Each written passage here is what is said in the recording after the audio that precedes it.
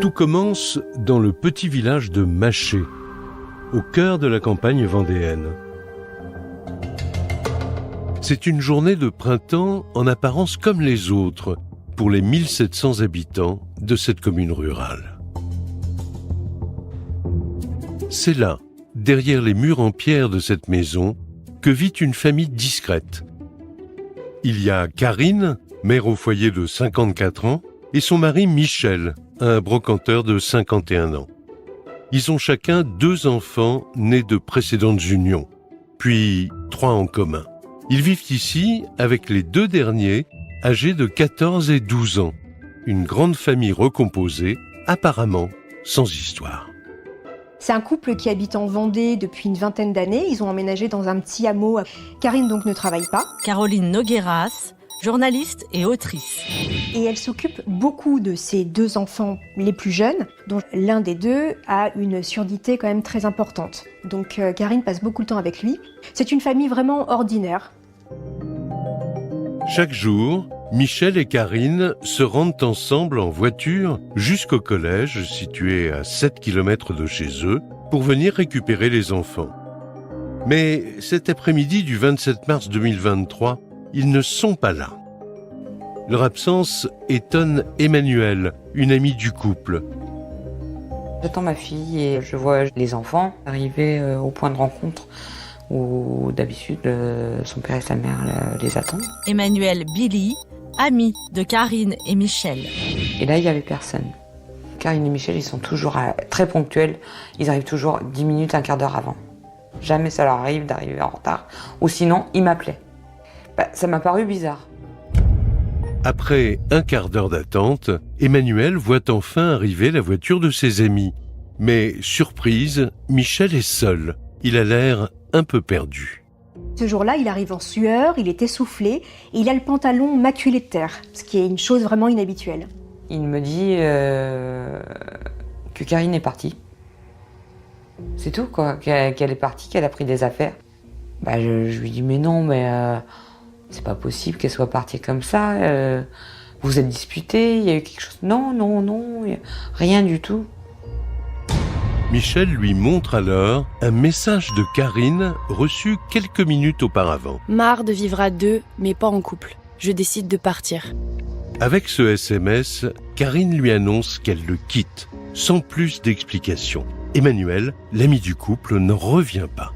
J'étais stupéfaite, je comprenais pas. Quant à Michel, il est déboussolé et il ne sait pas comment réagir. La première chose à laquelle il pense, c'est prévenir les enfants. Et il commence par leur fille aînée, Eva-Louise, 20 ans. Depuis 2 ans, elle a déménagé dans le sud-ouest pour y suivre ses études. J'étais dans le bus, j'ai mon père qui m'appelle, rien de plus normal et classique. Et du coup, il me dit « Oui, ta mère est partie. Elle a disparu, j'essaie de la retrouver et tout. » Il raccroche. Je me souviens lui avoir dit « T'inquiète pas, elle va revenir, c'est obligé. » Eva-Louise Pial, fille de Karine et Michel. Après, on essaye de l'appeler, on tombe directement sur le répondeur, on laisse un message, on essaie de rappeler, on retombe sur le répondeur. C'est là où on se dit « Bon, il y a quelque chose qui ne va pas. » La nuit passe et Karine ne rentre pas. Mais au petit matin, alors que l'angoisse monte chez Michel et les enfants, c'est le soulagement. 24 heures après son départ mystérieux, elle envoie un nouveau message, cette fois-ci sur le téléphone de sa plus jeune fille. Besoin de prendre un peu de temps pour moi, me retrouver. Bisous, je t'aime, vous me manquez. Fais passer le message. Rassurée d'avoir des nouvelles, la Benjamine prévient son père. Alors oui, partir ainsi sans prévenir, c'est un peu surprenant, car en apparence, Karine et Michel forment un couple uni et sans histoire. Mais en réalité, dans l'intimité, leur union bat de l'aile. Alors ce qu'il faut savoir, c'est que Karine et Michel vivent sous le même toit, tout le monde pense qu'ils sont encore ensemble, mais en réalité, ils sont séparés depuis déjà 3 ans. La raison pour laquelle ils vivent ensemble, c'est des questions financières, c'est un couple qui ne roule pas sur l'or. Mes parents n'avaient plus aucune relation intime. Voilà, comme elle me disait, on cohabite, parce qu'il y a les enfants, on veut être présents tous les deux pour les enfants. Ils étaient dans une sorte de colocation. Mais ce départ si soudain, et sans en parler à personne, cela ne ressemble pas à Karine. Allait-elle si mal? Pourquoi a-t-elle tout plaqué aussi brutalement? Cache-t-elle un secret? Parmi ses proches, celle qui possède peut-être une explication, c'est sa sœur Adélaïde. Les deux femmes n'ont que 15 mois d'écart. Elles ont grandi ensemble. Ce sont nos grands-parents du côté papa et notre père qui étaient là au quotidien pour s'occuper de nous. Elles partagent une douleur commune, celle du départ de leur mère, alors qu'elles ne sont encore que des enfants. Forcément, comme on vit l'absence d'une maman, je pense comme on peut quand on est une petite fille et oui, d'avoir une sœur près de soi, ça, voilà, qu'on partage les mêmes souffrances. Adélaïde Esquivillon, sœur de Karine. Parce qu'une maman, c'est essentiel, c'est voilà, quand elle est plus là, tout est dépeuplé. On avait un groupe d'amis communs, on partageait des fêtes ensemble, l'été on partait ensemble. Bon voilà, c'était vraiment, pas la sœur jumelle, mais quasiment quoi. On était vraiment complices. Les deux sœurs sont inséparables et deviennent même mamans à quelques mois d'intervalle. Karine, c'est une maman vraiment poule, ouais. La maman protectrice, la maman attentionnée, la maman qui anticipe les besoins, la maman communicante, quelqu'un d'ouvert d'esprit. Alors pour Adélaïde, son départ est incompréhensible. Après ce qu'elles ont vécu, comment aurait-elle pu envisager une seconde d'abandonner ses 5 enfants? J'ai essayé d'imaginer ma sœur qui tombe amoureuse d'un autre homme et puis ça met un peu des ailes dans le dos. Non. Je n'y crois pas, parce qu'elle ne serait pas partie sans ses enfants. Le départ de Karine est très surprenant pour toute sa famille, d'autant plus qu'on l'a dit, un peu timide, un peu timorée, elle a un peu peur de tout. Donc partir comme ça, du jour au lendemain seule, ça paraît totalement insensé dès le début. Ses proches en sont convaincus, ce n'est pas normal. Et l'inquiétude monte d'un cran lorsque le 29 mars, 2 jours après sa disparition, ils reçoivent un nouveau message troublant. Les enfants de Karine reçoivent des photos de la dune du Pilat envoyées par le portable de Karine. Mais ce qui est assez étrange quand même, c'est qu'il n'y a pas de selfie de Karine. Elle se met pas à l'image, on voit rien du tout. On en parlait avec mes frères en disant que c'est bizarre. Qu'est-ce qu'elle fait à la dune du Pilat? Elle n'a pas de voiture. Écrire des SMS, c'est très compliqué pour elle. Elle met 20 ans pour écrire un SMS. Ça lui ressemble pas, ça va pas. Pas de quoi appeler les gendarmes, mais les 2 fils aînés de Karine décident de faire quelques recherches sur Internet. Et en quelques minutes, ils découvrent que les photos envoyées par leur mère sont en réalité des clichés que l'on retrouve sur des banques d'images. À partir de ce moment-là, pour les enfants, plus de doute, il est arrivé quelque chose à leur mère. Immédiatement, ils préviennent le reste de la famille. J'apprends la disparition de Karine le 31 mars par mon neveu Thomas qui m'appelle « Tata, j'ai quelque chose d'important à te dire, il vient de se passer quelque chose. Maman a disparu. » Et là, comprends pas, j'y crois pas. Je lui dis c'est pas possible. Tout de suite j'ai un sentiment de quelque chose qui part en moi comme ça, et vraiment un sentiment de désagréable, quoi. Je me dis c'est passé quelque chose. Toute la famille est désormais plongée dans l'angoisse, avec une question qui revient sans cesse. Où est passée Karine ? Le fait qu'elle m'appelle pas, qu'il n'y ait pas une amie, quelqu'un qui a un lien, quelque chose, un petit signe, non, c'est mauvais, c'est pas bon. Et là, c'est l'angoisse parce qu'avec mes frères, on se disait, mais on n'a pas de nouvelles. J'avais du mal à dormir, j'étais vraiment pas j'étais vraiment très très inquiète.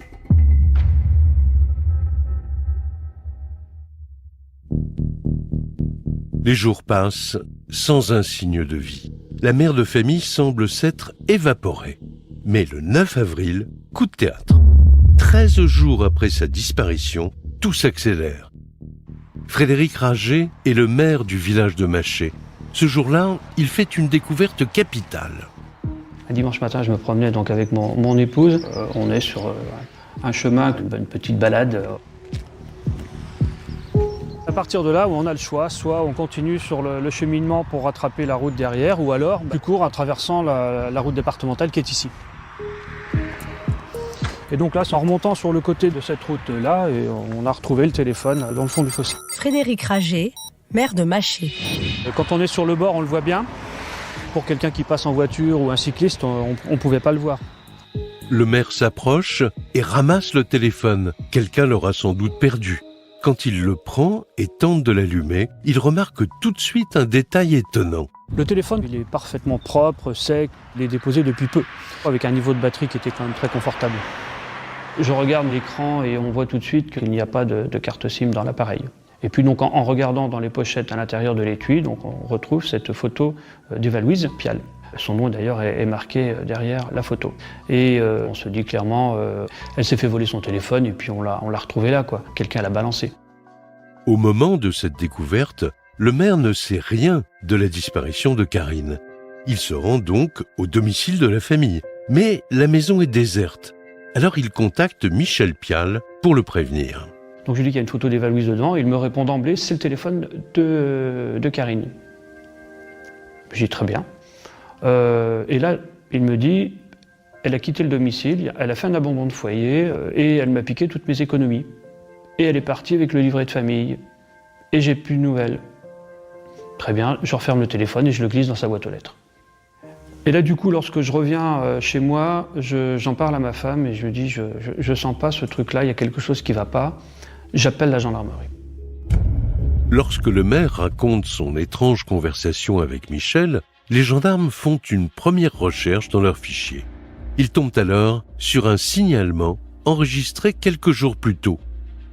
Le 1er avril, soit 9 jours avant la découverte du téléphone par le maire de la ville, Michel Pial avait déposé une main courante. Le motif ? Le départ de Karine et la peur qu'elle enlève les enfants. Ce qui est assez étonnant, c'est qu'il fait une déclaration, non pas de disparition, mais d'abandon de domicile. Caroline Nogueras, journaliste et autrice. Il dit pas ça par hasard, Michel. Pourquoi il dit abandon de domicile ? Parce que il a envie de garder les enfants. En tout cas, c'est ce qu'il dit aux gendarmes. Il a peur que sa femme revienne pour récupérer les 2 derniers.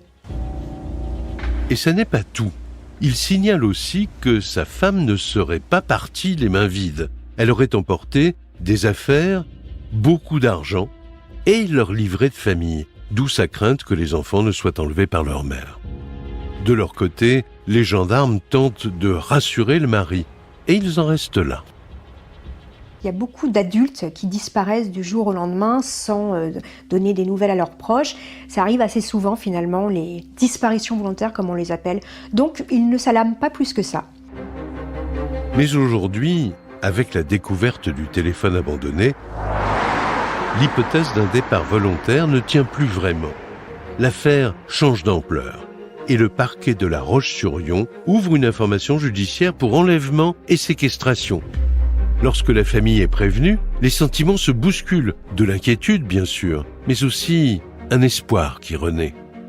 L'angoisse, elle monte parce qu'on se dit, putain, le téléphone, il a été retrouvé là, à tout moment, elle est dans un caniveau. à côté. Eva-Louise Pial, fille de Karine et Michel. C'est horrible, hein, mais les visions de l'horreur, elles y sont.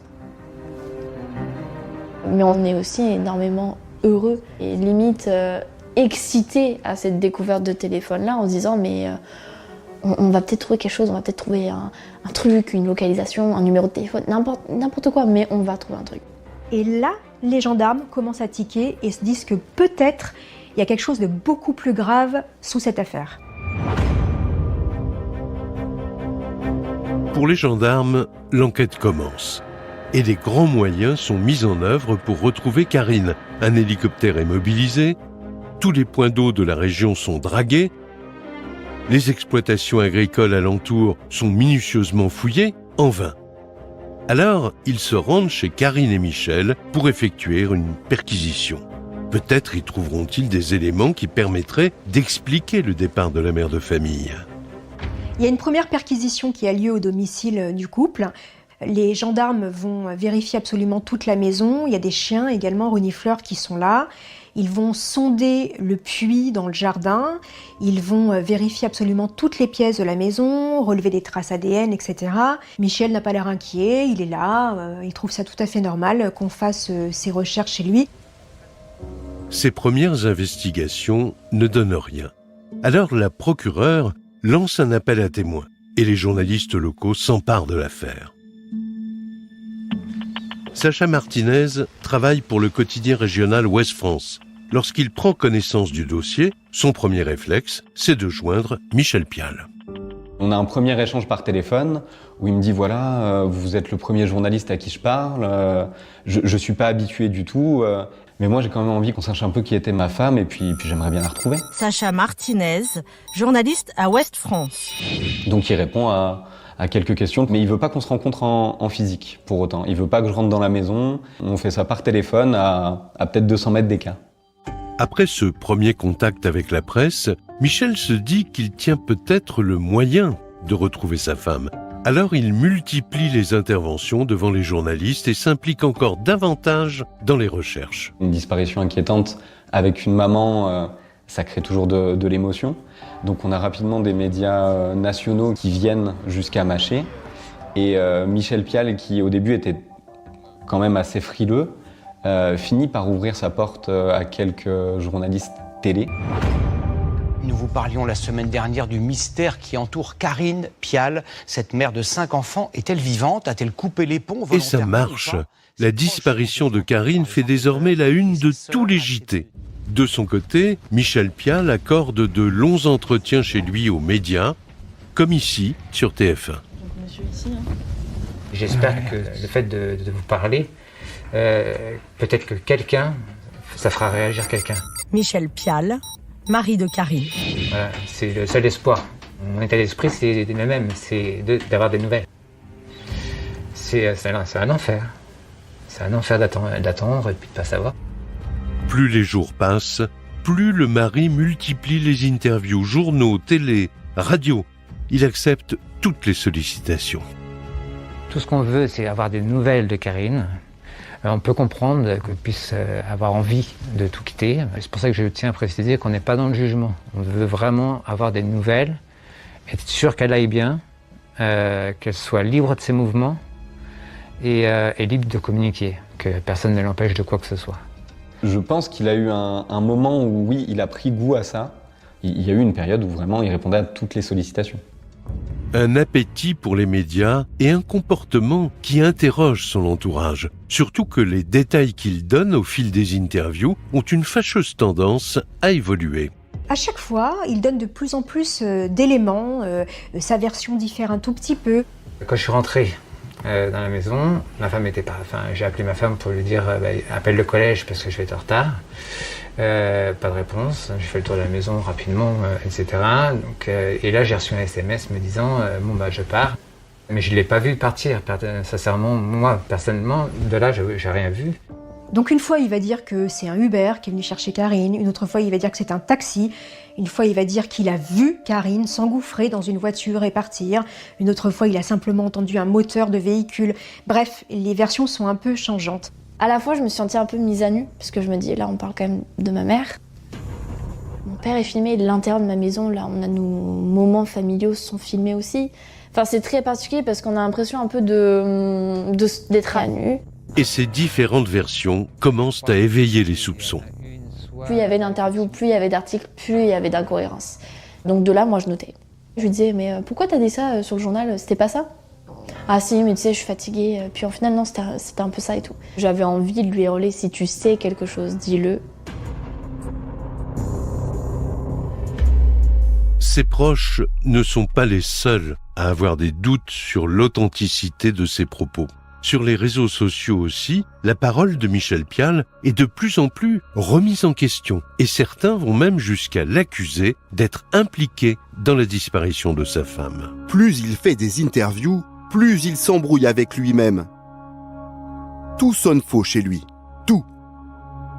Et c'est vrai que c'était très violent et qu'il y avait beaucoup de gens qui s'étaient regroupés pour chercher des informations sur ce qui avait pu arriver à Karine. Au début, je pense que certains le voyaient d'un bon œil parce que ça permettait de faire avancer l'enquête.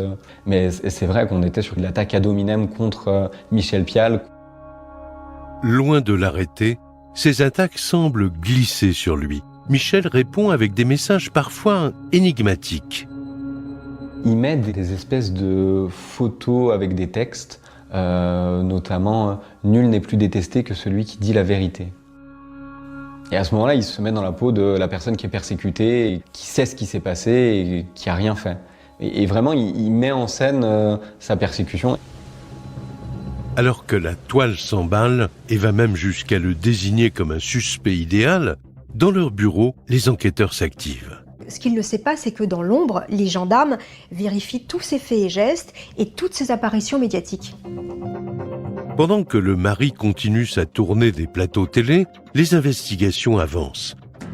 En particulier, depuis que les gendarmes ont en leur possession un élément tangible, le fameux téléphone de Karine retrouvé par le maire de Maché. Et l'appareil commence à livrer ses vérités.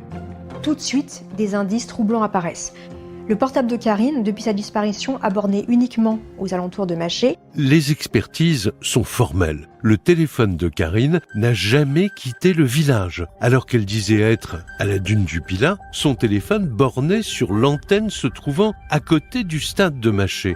Les enquêteurs vérifient alors les communications et la position des autres membres de la famille. Et là, surprise. Le portable de Karine, il a tout le temps borné à côté de celui de Michel Pial. Ce qui veut dire, selon les enquêteurs, que les textos envoyés ne sont pas envoyés par Karine, si elle a véritablement disparu, mais plutôt par Michel Pial. Les gendarmes s'interrogent. Michel n'a-t-il fait que mentir en jouant le mari inquiet? Sait-il où est sa femme? Plus grave encore, Michel n'aurait-il pas envoyé lui-même ces messages depuis le portable de Karine? Si c'est le cas, à quoi rime cette mise en scène? Pour les enquêteurs, ces éléments issus de la téléphonie constituent une avancée majeure. Mais celui qui fait désormais figure de suspect numéro 1 ne se doute de rien. Et il continue à afficher publiquement sa sérénité. Je fais totalement confiance à la section de recherche, franchement, parce qu'ils font un travail apparemment très important. Donc je compte vraiment sur eux. Et il ne manque pas une occasion de prouver qu'il cherche activement sa femme, comme en ce jour de la fête des mères. Cela fait maintenant plus de 2 mois que Karine s'est volatilisée, et toujours aucune nouvelle. Le dimanche 4 juin, Michel Pial publie un message touchant sur ses réseaux, accompagné de dessins réalisés par leurs 2 plus jeunes enfants. Karine, si tu nous lis, sache que nous pensons tous très fort à toi. Les enfants te souhaitent une bonne fête des mères. Ils t'aiment et tu leur manques beaucoup. Donne des nouvelles, s'il te plaît. Les gendarmes ne sont pas dupes, mais ils ont besoin de preuves. Et ils continuent de travailler d'arrache-pied pour tenter d'en trouver. Peu à peu, l'étau se resserre. Nous parvenons, malgré tout, à joindre Michel Pial par téléphone. L'homme commence à sentir la pression qui s'exerce autour de lui. Les gendarmes, apparemment, on tourne autour de moi. La suspicion, à la rigueur, j'ai rien à foutre, j'ai rien à me reprocher. À part le fait de ne pas avoir vu, quoi. Durant toute la conversation, Michel Pial est sur la défensive. Il tente par tous les moyens de convaincre qu'il n'est pour rien dans la disparition de sa femme. Donc physiquement, de toute façon, j'aurais pas pu déjà lui faire de mal sans qu'elle me fasse du mal à moi. 2, j'aurais pas pu la porter. Parce que j'arrive même pas à porter un poids, voilà. Je suis malade, j'ai des problèmes au niveau des jambes, musculaires, articulaires. C'est impossible. En plus, déplacer un corps, je l'aurais déplacé où? Je pense qu'ils ont bordé mon téléphone de partout. Là, je pense qu'ils ont fouillé partout où j'étais. Ils peuvent rien trouver, c'est impossible. Ces mots sont les derniers accordés aux médias. 4 jours plus tard, et après plus de 2 mois d'investigation, le couperet tombe. Les enquêteurs estiment avoir assez d'éléments pour placer Michel Pial en garde à vue. Dans le même temps, ils perquisitionnent de nouveau son domicile. Et cette fois-ci, ils vont faire des découvertes capitales. Ils vont faire une perquisition où ils vont ratisser toute la maison. La perquisition dure des heures, et là, ils tombent sur le livret de famille de Karine. Or, qu'est-ce que Michel avait dit au départ? Caroline Nogueras, journaliste et autrice. Il avait dit que Karine était partie avec de l'argent, avec des effets personnels et avec le livret de famille. Donc là, c'est encore une preuve évidente que Michel ne fait que mentir. Et il y avait une micro-trace de sang dans la voiture de Michel Pial, voiture qui avait été embarquée par les gendarmes à ce moment-là.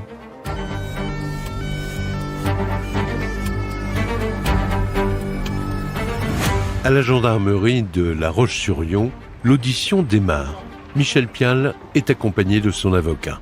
C'est quelque chose en réalité d'assez classique. Vous arrivez en garde à vue, vous voyez votre client avec lequel vous avez le droit de vous entretenir 30 minutes. Antoine Horry, avocat de Michel Pial. Puis après, les questions s'enchaînent, les auditions s'enchaînent. Mais en tout cas, il était assez calme et il attendait ça puisqu'il s'y était préparé. Les seuls échos qu'on en a, c'est qu'au moment où il sort du premier entretien de garde à vue, Michel Pial reste sur ses premières déclarations. Il n'a rien fait et ce n'est pas lui. Prévenus, les proches de Karine et Michel sont stupéfaits. C'est le début d'une attente interminable. C'est les 48 heures les plus angoissantes. On ne sait pas pourquoi ils l'ont mis en garde à vue. Eva-Louise Pial, fille de Karine et Michel. On ne sait pas s'ils ont des preuves, on ne sait pas ce qu'ils soupçonnent, on n'a rien. Ça me bouleverse, hein, ça remue les tripes. Hein. J'ai le cœur serré, et voilà, ça palpite fort. Et Adélaïde Esquivillon, sœur de Karine. On sait que 48 heures, ça va être long parce que j'étais sûre qu'il avait des choses à dire et c'était terrible. À la gendarmerie et durant toute la nuit, les interrogatoires s'enchaînent et s'intensifient. Avec des techniques bien connues de Jean-Luc Ployer, expert psychologue auprès des tribunaux. Dans les premières heures de garde à vue, les enquêteurs le savent, il ne se passe pas grand-chose. Jean-Luc Ployer, expert psychologue auprès des tribunaux. Et puis, il y a ce qu'on appelle le mécanisme de l'entonnoir, si vous voulez, c'est-à-dire que progressivement se met en place une espèce de fatigabilité psychique. Ce qu'on en sait, c'est qu'il y a des gendarmes spécialisés qui sont venus de Paris et qui sont chargés du profilage. Sacha Martinez, journaliste à Ouest France. Et qui avait travaillé sur Michel Pial et sur comment le faire craquer en garde à vue. Et c'est dans la nuit où les gendarmes décident d'actionner ce levier-là et de lui présenter les éléments qu'ils ont pour essayer de le faire craquer. Au fil des heures, Michel Pial se montre moins à l'aise que lors de ses passages télévisés. Après la première nuit, en général, là, les enquêteurs changent de braquet, sont un petit peu plus contraignants. Ils ont ensuite abattu progressivement, si je puis dire, les cartes dont ils disposaient. Les gendarmes présentent alors à Michel les éléments à charge. D'abord, les résultats troublants de la téléphonie. Ensuite, le livret de famille, finalement découvert chez lui. Et enfin, les traces de sang retrouvées dans la voiture. Dans les dernières heures, l'individu n'est plus sur ses gardes. Il y a moins d'hypervigilance, à la fois, j'allais dire, psychique, mais également corporelle. Il est fatigué. Et à ce moment-là, il peut effectivement, ce qu'on dit couramment, craquer, quoi. Donc c'est comme ça qu'ils sont parvenus, si je puis dire, en l'acculant psychologiquement et en accumulant aussi des éléments qui étaient des éléments incriminants, qui sont parvenus à débloquer quelque chose en lui. À 1h du matin, après plus de 40 heures d'interrogatoire, Michel Pial craque. Face aux enquêteurs, il livre sa version des faits. Selon lui, tout aurait commencé par un geste accidentel alors qu'il nettoyait son fusil. Il indique qu'il manipulait effectivement une arme qui était chez lui et qu'un coup est parti dans des conditions sur lesquelles il s'est expliqué. Michel explique qu'il fréquente régulièrement un stand de tir et qu'il dispose donc d'une autorisation de détention d'armes. Et ce soir-là, il comptait mettre en vente son fusil sur Internet. Il dit qu'à ce moment-là, il nettoyait une arme et que, en la nettoyant, accidentellement, un coup est parti tout seul. Que sa femme a été touchée au niveau du flanc, je crois, et qu'il n'a pas réussi à la sauver. Mais les gendarmes veulent comprendre. Si c'est un accident, pourquoi Michel n'a-t-il pas tenté de joindre les secours ? Épuisé, l'homme reconnaît qu'il n'a pas eu la bonne réaction. Il va dire pourquoi il n'a pas appelé la police. Il explique qu'il était totalement paniqué et qu'il a essayé de lui porter secours a priori, mais qu'elle est morte assez vite. Dans une scène aussi traumatisante, aussi brutale, aussi violente que celle-ci, je pense qu'un grand nombre d'actions, par définition, ne sont pas prévisibles. Qu'en réalité, quand vous êtes saisi d'une forme de panique aussi forte que celle qui a dû le saisir, c'est bien difficile de savoir quelles sont les bonnes actions à effectuer. Michel continue son récit. Il explique qu'après le décès de sa femme, il a chargé le corps dans son véhicule pour aller l'abandonner dans un bois. Un endroit où ils avaient l'habitude de se promener en famille. Les enquêteurs, accompagnés de Michel Pial, se rendent immédiatement sur place et retrouvent la dépouille. C'est un bois, à environ une quinzaine de kilomètres du hameau où il habite. Le moment est assez glauque, y compris pour les enquêteurs. On est quand même en pleine nuit, il fait froid. Il explique qu'il l'a transportée en voiture et qu'il n'a pas pu l'enterrer, qu'il ne se voyait pas l'enterrer, donc il l'a laissée là et elle est posée à même le sol sous une bâche. Le corps est abîmé, puisque je rappelle que ça fait 3 mois qu'elle a disparu. Et ça fait un peu froid dans le dos de se dire que cette femme avec qui il a vécu pendant plus de 20 ans, eh bien, il l'a laissée là, abandonnée, en pleine forêt. L'affaire qui fascine les Français depuis 3 mois vient de trouver son dénouement. Moi, sincèrement, il y avait déjà un bon moment où je me doutais que de toute façon, on aurait cette issue-là. Frédéric Rager, maire de Maché. La seule question qu'on se posait, c'était où était le corps et quand est-ce qu'on le retrouverait. Michel Pial a admis son implication dans le décès de sa femme et il a aidé à retrouver le corps de Karine. Au petit matin, c'est devant une nuée de journalistes que son avocat prend la parole. Michel Pial, lui, est envoyé derrière les barreaux. Michel Pial a été mis en examen pour meurtre sur conjoint et placé en détention provisoire. Il a décidé de s'expliquer. Il a effectivement donné sa version consistant à expliquer qu'il s'agissait d'un accident. Maintenant, c'est une instruction qui s'ouvre. Il est épuisé psychologiquement. C'était une garde à vue très éprouvante sur le plan psychologique. Il est épuisé physiquement également. Mais il est soulagé d'avoir pu donner sa version des faits et d'avoir pu livrer ce qu'il avait sur la conscience. Je vous remercie. Pour les proches de Karine, c'est le choc. Le dernier espoir de la retrouver vivante vient de s'envoler. Et le nom de l'auteur leur glace le sang. Mon frère m'appelle en première.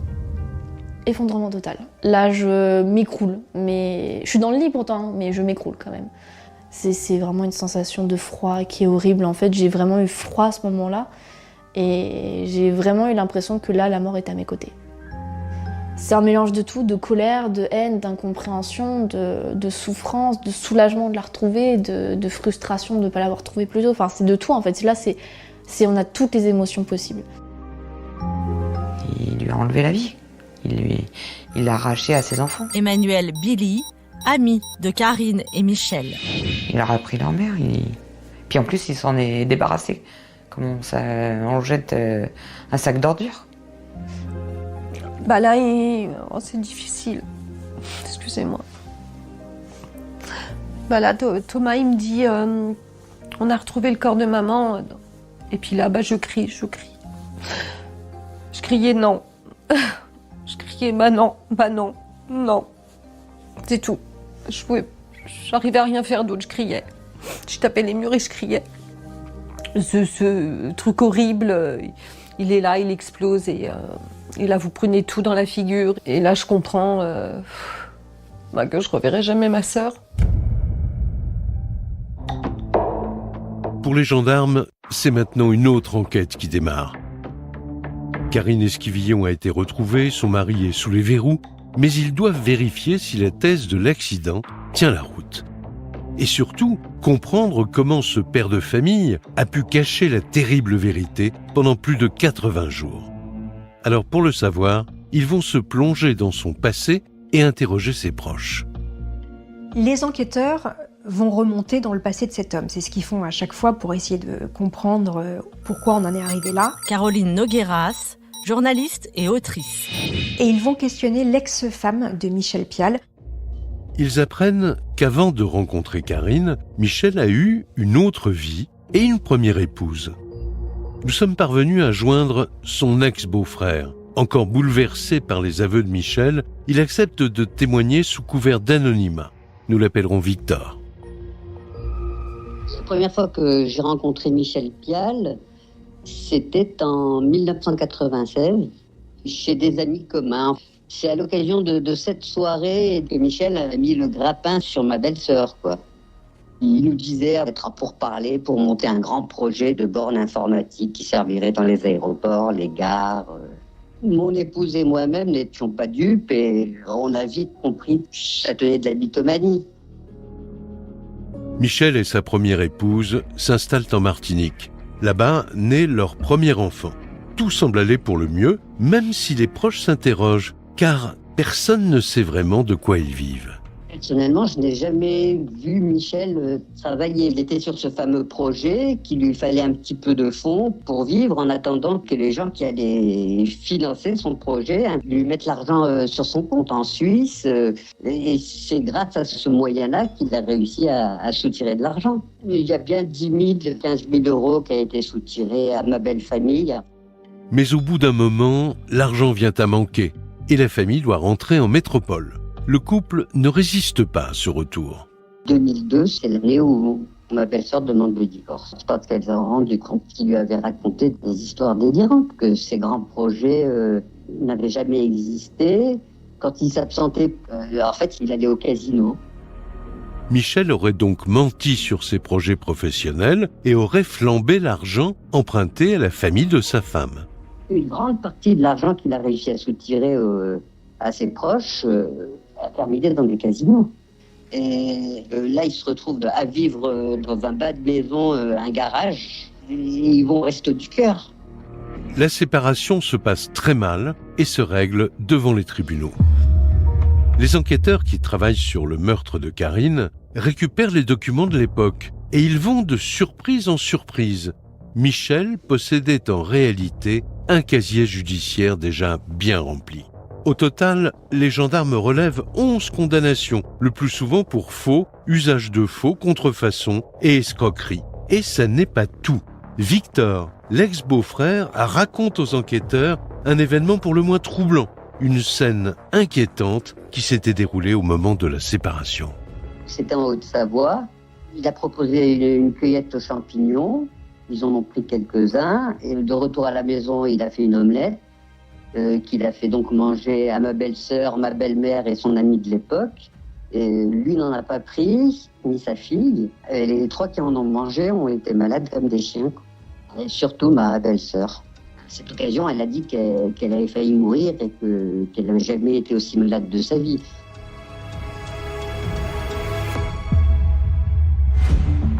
Michel Pial aurait-il tenté d'empoisonner sa belle famille ? Son ex-femme en est persuadée. Aujourd'hui, elle a le sentiment que c'était peut-être volontaire. Il en avait peut-être marre d'elle, qu'il n'avait plus rien à soutirer financièrement de ma belle famille. Pour l'avocat de Michel Pial, en revanche, ces accusations n'ont pas lieu d'être. Cette scène un peu imaginaire, Monsieur Pial la conteste totalement. Antoine Horry, avocat de Michel Pial. Bon, on a des déclarations là-dessus, pas une trace de dépôt de plainte alors qu'il s'agit quand même d'une infraction pénale extrêmement grave, l'empoisonnement. Personne à ce moment-là n'a jugé bon de porter plainte contre lui. Ruiné, seul et désormais divorcé, Michel Pial sort de ce premier mariage très affaibli.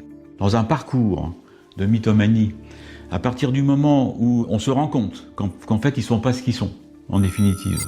Jean-Luc Ployer, expert psychologue auprès des tribunaux.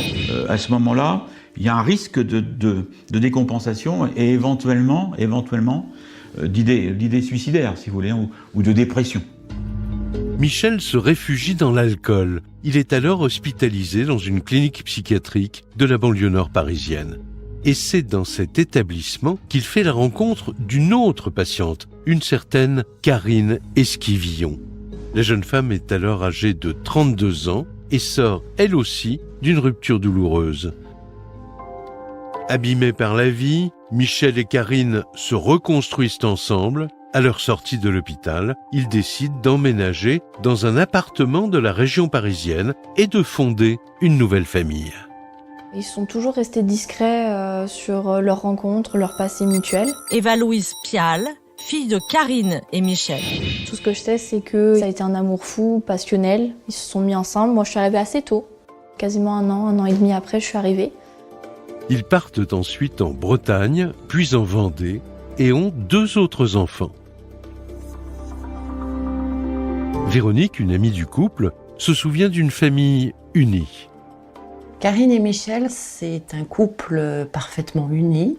Ils respirent le bonheur, c'est les joies familiales, c'est autour des 3 enfants. Véronique Monod, amie de Karine. C'est le couple qu'on rêverait de former avec un homme ou une femme. À Maché, la vie suit son cours. Mais plus le temps passe, plus Michel fait peser sur le foyer une ambiance particulière. Il dirige tout, et tout le temps. Il était maniaque du contrôle, mais à un niveau très élevé. Ma mère n'avait pas de carte bancaire. Elle n'avait pas de voiture non plus. Donc lui gérait les comptes, gérait l'argent, gérait la voiture, gérait la boîte aux lettres aussi. Même moi, en tant qu'enfant, ça m'est déjà arrivé. Est-ce que je peux aller chercher le courrier? La chose classique que tous les enfants ont dit au moins une fois dans leur vie, non. Michel contrôle aussi les appels téléphoniques de sa femme. Karine n'avait pas le droit d'avoir un téléphone portable. Caroline Nogueras, journaliste et autrice. Elle a mis des années avant que Michel lui autorise d'avoir son propre téléphone. C'était un homme qui savait à la minute ce qu'elle faisait, ce qu'elle disait, avec qui elle était. Elle n'avait aucune plage de liberté dans sa vie. Il ne laisse rien au hasard. On a vraiment le sentiment qu'il fait vivre sa famille dans un espèce de huis clos, un peu oppressant, dans lequel aucun finalement n'a de vraie liberté.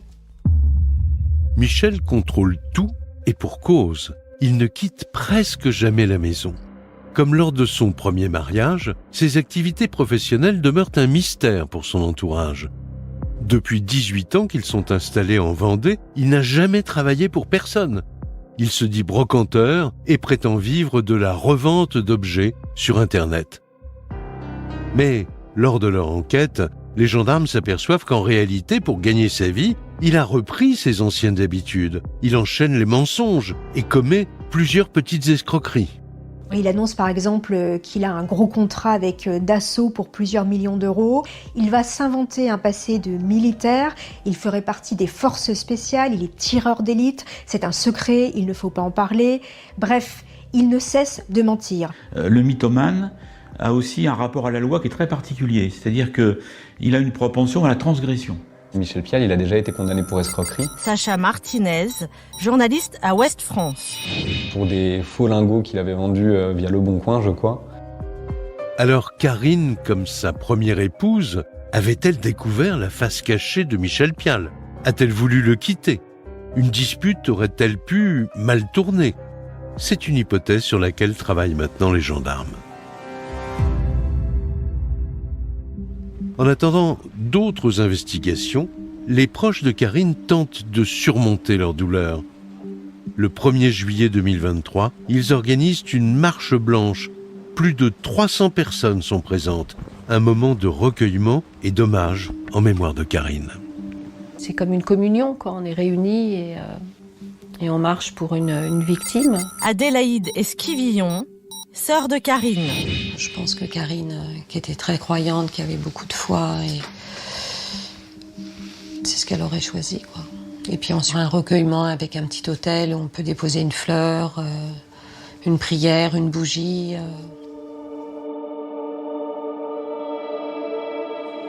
Je suis restée aux côtés d'Eva Louise à l'avant du cortège. C'était des moments importants, c'était des moments de partage avec Eva Louise où on se rappelait de sa maman, de tous ces moments qu'on a vécus lorsqu'elle était plus jeune. À travers Karine, c'est aussi le combat d'autres femmes. Et je me battrai jusqu'au bout contre ces féminicides. Les obsèques ont lieu 3 jours plus tard. Karine est inhumée dans le cimetière de la petite ville de Maché, en toute intimité. Je pense toujours à elle. Emmanuel Billy, ami de Karine et Michel. J'ai toujours ce mal-être qui me touche, quoi, Je pense toujours à ma Karinette.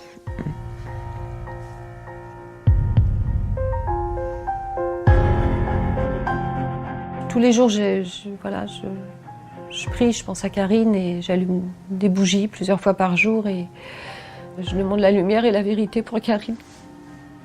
La lumière et la vérité, c'est ce qu'on a besoin. Pendant ce temps, l'enquête continue. Les gendarmes essaient de vérifier la thèse de l'accident présentée par leur suspect.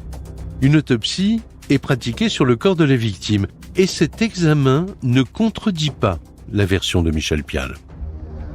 L'autopsie confirme ces déclarations, à savoir qu'un seul coup a été porté sur le flanc et l'autopsie confirme la présence d'un projectile à l'endroit où il indiquait que cela s'était logé. Donc le seul élément objectif, si je puis dire, sur cette scène de crime confirme en l'état les déclarations de M. Pial.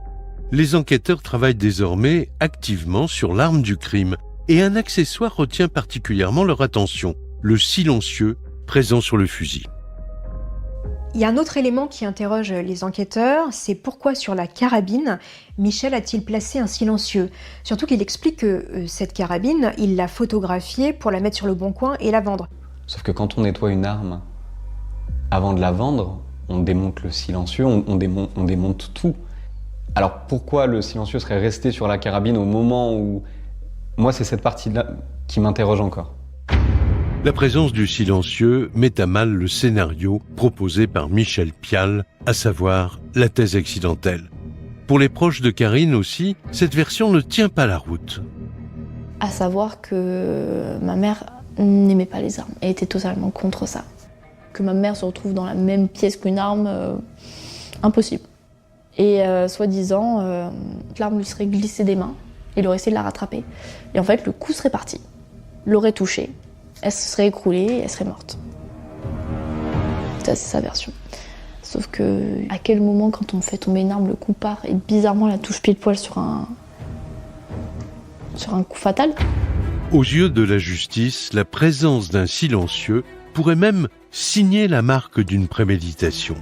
Et ce n'est pas le seul élément qui contredit la thèse accidentelle. Les gendarmes, en effet, ont découvert dans son téléphone la présence d'un message troublant. Michel avait déclaré avoir reçu un SMS dans lequel Karine annonçait son départ, mais ce message a été en réalité écrit une première fois 15 jours plus tôt, puis effacé. Le message qui pose le plus question pour moi, c'est celui qui a été écrit 15 jours avant la mort de Karine, donc 14 mars, elle est décédée le 27 mars. C'est le même SMS qui a envoyé à sa disparition « Marre de vivre à deux mais pas en couple » et qui a été effacé ensuite du téléphone de Michel Pial. Ça voudrait dire, si c'est bien Michel Pial qui a déjà envoyé ce texto-là, que dès le 14 mars, il avait dans l'idée de se débarrasser de sa compagne. Michel aurait-il eu l'intention de mettre son plan à exécution 2 semaines avant le drame? Là encore, ce message effacé mais récupéré par les enquêteurs pose la question de la préméditation, un élément que conteste son avocat. Il est mis en examen pour meurtre sur conjoint et non pour assassinat. Antoine Horry, avocat de Michel Pial. Donc cette préméditation, si je puis dire, elle a été en l'état exclue par les juges d'instruction. Nous sommes en août 2023. Cela fait maintenant 2 mois que Michel Pial est incarcéré au centre pénitentiaire de Vendée. Alors que l'instruction se poursuit, un ultime rebondissement vient conforter les doutes des enquêteurs. En plein été, les gendarmes sont avertis d'une nouvelle affaire le concernant. Une famille vient tout juste de déposer plainte contre lui. Michel Pial serait l'auteur d'une toute dernière arnaque. Il aurait escroqué une famille ukrainienne réfugiée en France. La première fois que Sacha Martinez, le journaliste de Ouest France, entend parler de cette affaire dans l'affaire, c'est en octobre 2023, 8 mois après la disparition de Karine. La première personne qui me parle de cette famille ukrainienne, c'est une cousine de Karine, qui me dit « Cherchez-les, ils auront forcément des choses à vous dire ». Donc c'était un père et 2 fils que Michel Pial a aidés. Il n'existe pas de chiffre officiel, mais on estime à 4000 le nombre de réfugiés ukrainiens arrivés en France depuis une dizaine de jours. Lorsque la guerre en Ukraine éclate en février 2022, des familles arrivent en France pour se réfugier et de nombreux bénévoles les aident à s'installer. Michel Pial en fait partie.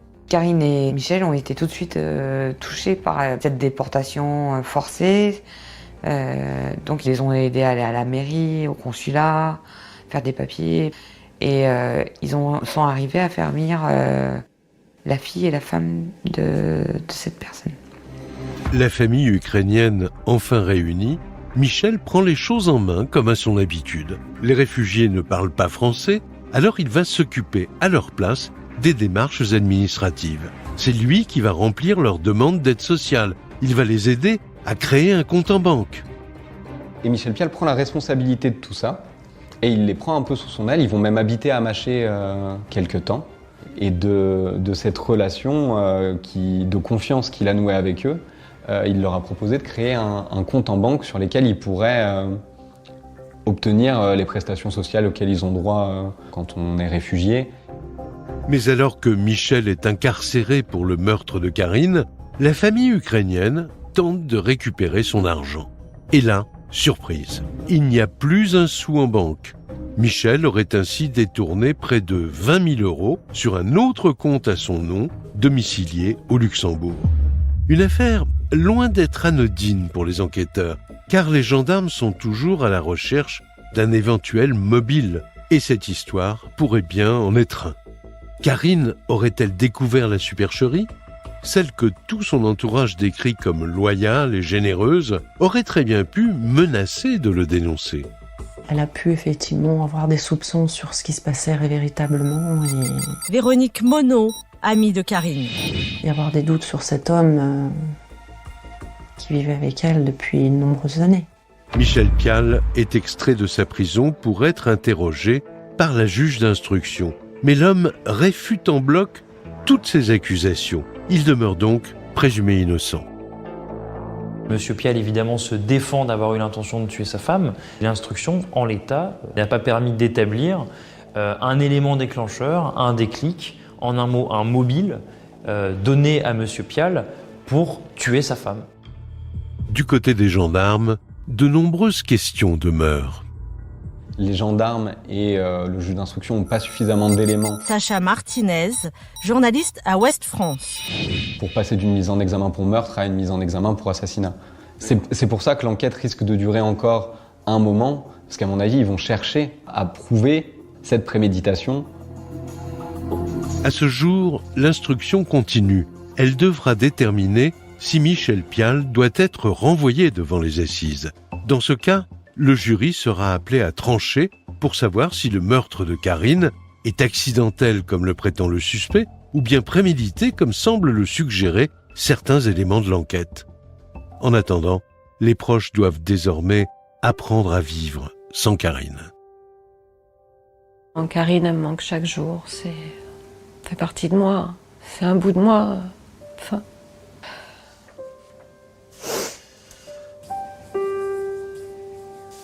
Elle était tellement joyeuse, Karine, elle était tellement gentille.